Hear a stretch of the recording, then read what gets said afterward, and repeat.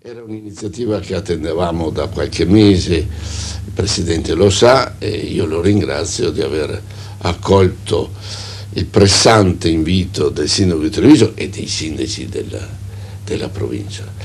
Io devo dire che l'Associazione Industriale di Treviso ha dimostrato una particolare sensibilità e di questa esprimo gratitudine.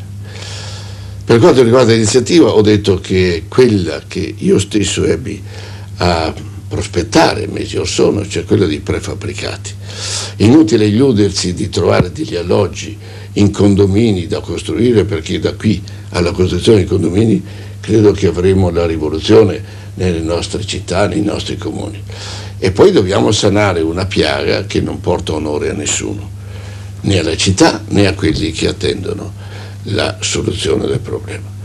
Pertanto quello che ha prospettato l'associazione industriale, cioè le installazioni in fabbricati, è la soluzione più rapida e direi che è anche umanamente accettabile e non suscita conflitti nel corpo sociale, perché dare alloggi normali ai nostri amici extracomunitari quando ci sono famiglie disfrattate che attendono alloggi crea solo conflitti.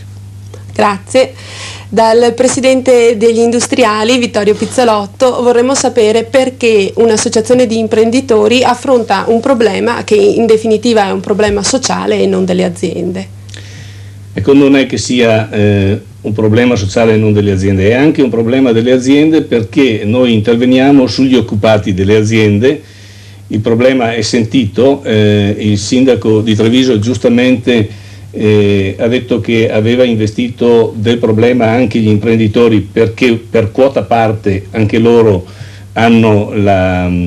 usufruiscono della manodopera di extracomunitari, e quindi diciamo che noi abbiamo elaborato questa proposta e questo piano su sollecitazione del sindaco di Treviso e anche delle altre autorità della provincia.